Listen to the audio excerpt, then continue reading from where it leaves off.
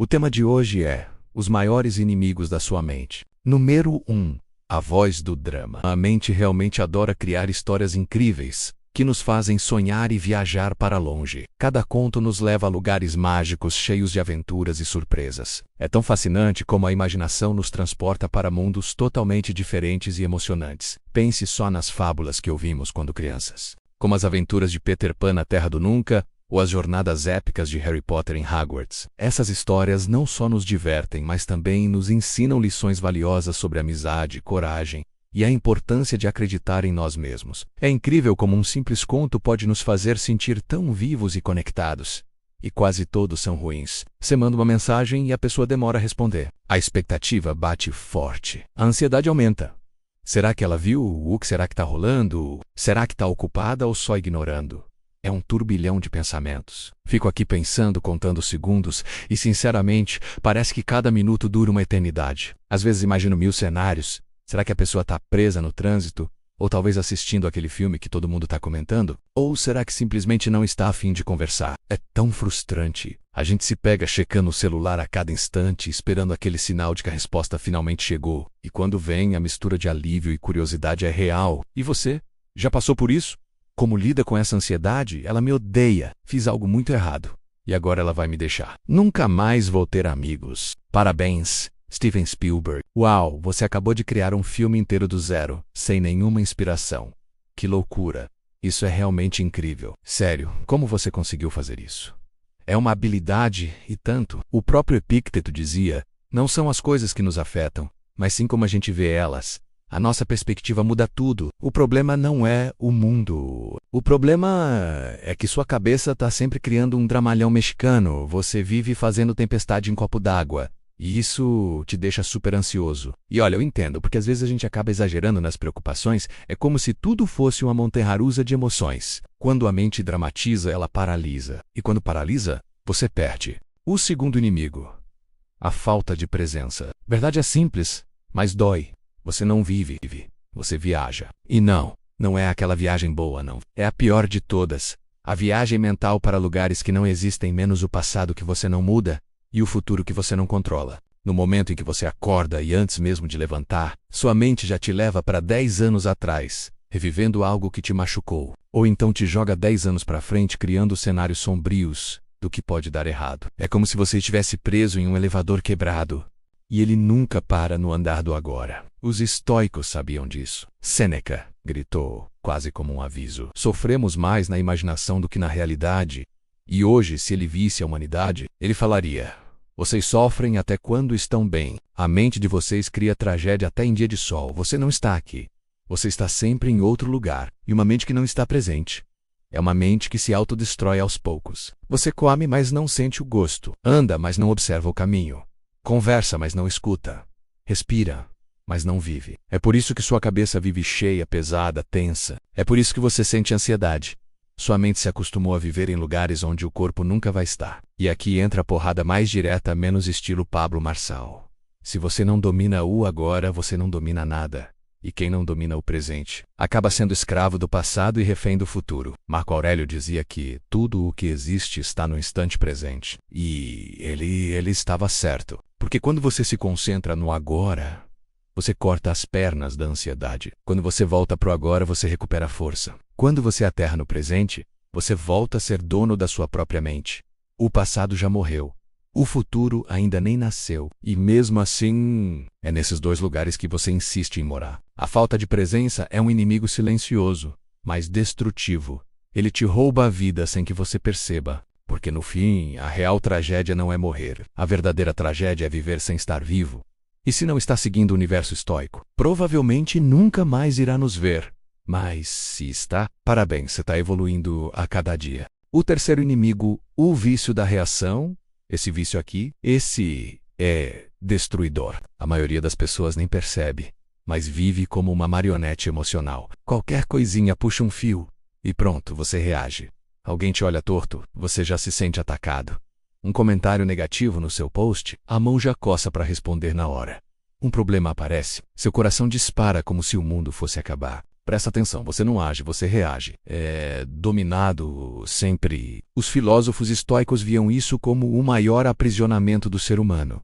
A incapacidade de ser dono das próprias emoções. Como dizia Epicteto, não são as coisas que te afetam, mas a interpretação que você cria sobre elas. Só que hoje, no mundo moderno, parece que todo mundo é feito de pólvora. Basta uma faísca, menos uma mensagem mal interpretada, um atraso no trânsito, uma crítica menos e bum, você explode, sem filtro, sem racionalidade, sem escolha nenhuma. E aí que entra a verdade que dói. Você não perde para a vida, você perde para sua própria imaturidade emocional. Porque toda vez que você reage por impulso, você está fazendo exatamente o que o problema ou o seu inimigo quer. Você entrega o seu poder de bandeja. Reagir é fácil, é automático, é infantil.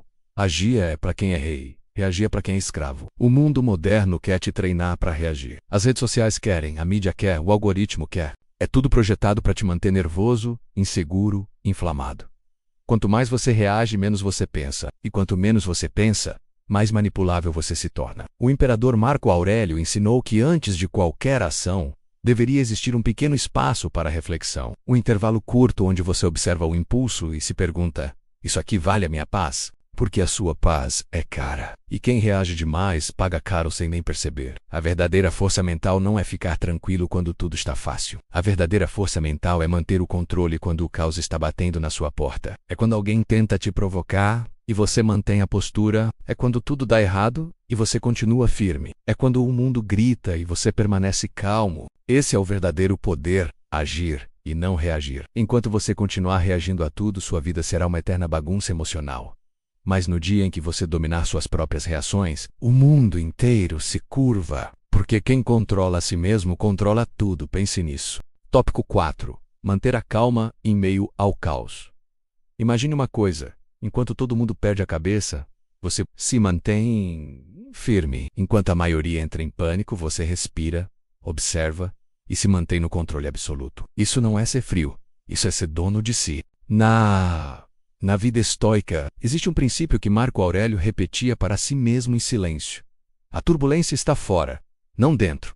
O que isso significa? Que o caos do mundo não tem a obrigação de virar caos dentro de você, a menos que você permita. A pessoa que impõe respeito sem precisar levantar a voz é aquela que, quando tudo começa a desmoronar, mantém o mesmo ritmo, a mesma postura, o mesmo olhar. Isso transmite algo muito poderoso.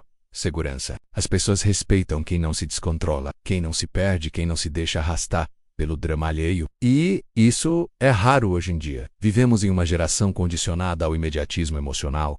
Qualquer pequeno problema vira tempestade. Mas quando você é o único que permanece centrado, você automaticamente se torna o pilar, o referencial, a rocha. E entende uma coisa: calma não é ausência de emoção. Calma é liderança interna. É quando você olha para o problema e diz: eu decido como me sinto. Nada e ninguém toma essa decisão por mim.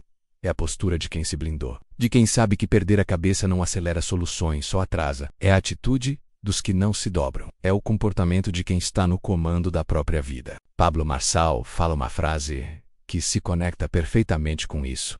Quem governa o próprio mundo interior, governa tudo ao redor. E é isso que a calma representa. Governo, autoridade, autodomínio. Porque quando você controla o seu estado, você controla a leitura que os outros fazem de você. E quem domina a própria presença, domina qualquer ambiente. Então quando o caos chegar, e ele sempre chega, lembre-se do que poucos têm coragem de fazer: ficar inteiro, ficar presente, se manter calmo. Porque no meio da tempestade, quem permanece sereno não é o mais fraco, é o mais forte. É o que enxerga melhor, é o que decide melhor. É o que inspira confiança. É o que impõe respeito sem dizer absolutamente nada. E no final, o mundo se curva não para quem grita, mas para quem não precisa gritar. Tópico 5. A ilusão do controle.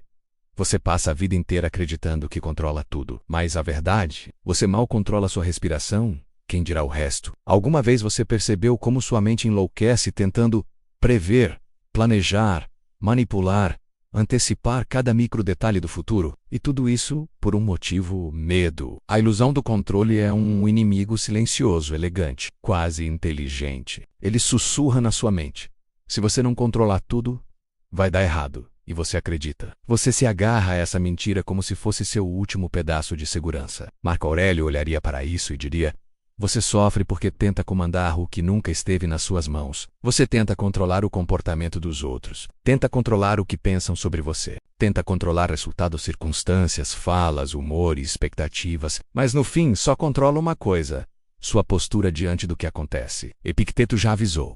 O que está no seu controle é pequeno, mas poderoso. O que está fora do seu controle é gigante, mas irrelevante. E é aqui que entra o tapa na cara estilo Pablo Marçal. Você não controla o mundo. Você controla o seu mundo interno. E é isso que muda tudo, né? Enquanto você tenta forçar a vida a ser exatamente como quer, você sofre. Enquanto tenta encaixar pessoas em moldes que elas não cabem, você sofre. Enquanto tenta prever tudo, o imprevisto te atropela. Mas quando você libera essa obsessão, quando solta o que não depende de você, você desbloqueia algo poderoso. A leveza mental dos sábios, o caos perde força, a ansiedade diminui, a mente respira e a vida flui. Porque a ilusão do controle faz você lutar batalhas inúteis. Mas a sabedoria estoica te ensina a focar na única guerra que realmente importa. A guerra dentro de você. E quando você domina o que depende de você, pensamentos, ações, postura, caráter, o que não depende deixa de te destruir. A verdadeira liberdade não está em controlar tudo. A verdadeira liberdade está em não precisar controlar. E quando você entende isso, você finalmente deixa de ser escravo do futuro e passa a ser autor do próprio caminho. Comenta, tô no controle para sabermos que você chegou até aqui. E antes do tópico 6, se inscreva no canal agora mesmo para não nos perder de vista em meio a tantos vídeos e a maioria que não faz sentido algum. Então, bora continuar. Tópico 6. O peso das expectativas. Existe um inimigo que derruba pessoas fortes, destrói relacionamentos, implode carreiras e adoece mentes. E o mais curioso, ninguém percebe que está carregando ele nas costas. O nome dele é expectativa. Expectativa é como carregar uma mochila cheia de pedras imaginárias. Você coloca peso onde não existe. Você sofre por aquilo que nunca aconteceu. Você cria um roteiro perfeito na cabeça. E depois se culpa porque a vida não seguiu esse roteiro. Os estoicos já avisavam. A expectativa é a mãe da frustração. Mas o ser humano moderno insiste em criar fantasias emocionais, idealizar pessoas, projetar resultados, construir cenários perfeitos. E quando a realidade aparece crua, direta, autêntica, você quebra. E aí entra o soco estoico na alma. O problema não é a vida te decepcionar. O problema é você se enganar sozinho. Você espera que as pessoas ajam como você agiria. Espera que os outros te valorizem como você valoriza. Espera que reconheçam seu esforço. Espera que tudo siga o seu plano.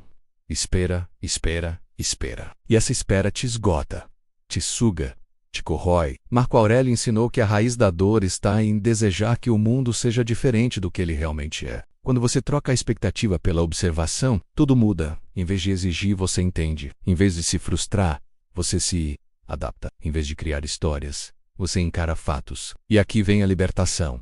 Quando você solta as expectativas, você pega de volta o controle da sua paz. Sem expectativa, você age com clareza. Sem expectativa, você não depende de ninguém para se sentir bem. Sem expectativa, você vive mais leve. E, ironicamente, é quando você solta que a vida começa a fluir melhor. Até mesmo Pablo Marçal sempre fala: quem vive guiado pela expectativa, perde muita energia. Quem vive guiado pela entrega, cria destino. Os estoicos ensinaram a mesma coisa, só com outra linguagem. Faça a sua parte, dê o seu máximo, mas não coloque a sua felicidade nas mãos do resultado. Porque no final, o peso que você carrega não vem do mundo. Vem do que você imaginou sobre ele. Solte o que você espera, abrace o que realmente é. É assim que a mente se fortalece. É assim que o sofrimento perde força. É assim que você volta a ser livre. Tópico 7 é a distorção da realidade. Imagine acordar de manhã, abrir os olhos, e antes mesmo de levantar da cama, sua mente começa a te contar histórias. Isso não vai dar certo. Você não é bom o suficiente. Isso vai dar errado. Essas narrativas parecem verdadeiras, mas não são fatos. São interpretações distorcidas que o seu cérebro fabrica como mecanismo de autoproteção. E se você não domina isso, você passa a viver em um mundo que não existe, mas que controla absolutamente tudo na sua vida real. Os estoicos enxergaram isso há 2000 anos. Não são as coisas que nos afetam, mas o julgamento que fazemos sobre elas. Isso é Marco Aurélio entregando a chave mestra da liberdade mental. A distorção da realidade é quando a mente pega um pequeno problema e transforma numa catástrofe. É quando você vive como refém de cenários imaginários. É quando a sua mente te limita mais que qualquer situação externa. E o mais perigoso, ela é invisível. Você só percebe quando já está reagindo errado, falando errado, tomando decisões baseadas no medo, não nos fatos. E aqui entra um princípio poderoso do Pablo Marçal. Você não vive a vida como ela é, você vive a vida como você é internamente. Seja, a qualidade da sua vida nunca vai superar a qualidade da sua mente. Se dentro de você existe confusão, fora haverá caos. Se dentro existe clareza, fora aparece direção. A distorção da realidade te faz enxergar críticas onde não existem, fracassos onde só existem aprendizados, rejeições onde só existem opiniões alheias. Por isso você precisa de um acordo inegociável com você mesmo. Nunca confie na primeira narrativa que sua mente te entrega. Questione, observe, depois filtre. Antes mesmo de reagir, pergunte: isso é verdade? Ou é só a minha mente criando uma história? Estou julgando o fato? Ou estou interpretando com emoção? Essa visão me fortalece ou me enfraquece? A maturidade emocional nasce quando você percebe que não precisa acreditar em tudo que pensa. A liberdade começa quando você toma de volta o volante da própria mente. E lembre-se de algo que Sêneca dizia: quem domina a mente, domina o território. Se você quer conquistar novos territórios externos, primeiro precisa conquistar o território interno, o mais difícil de todos. Domine a forma como você interpreta o mundo, e o mundo muda diante dos seus olhos. Tópico 8. O vício da procrastinação. A procrastinação é o inimigo mais sedutor da sua mente. Ela nunca chega gritando, nunca te ameaça. Ela chega sussurrando: relaxa, depois você faz. Calma, ainda dá tempo. Agora você não está no clima. Começa a segunda-feira.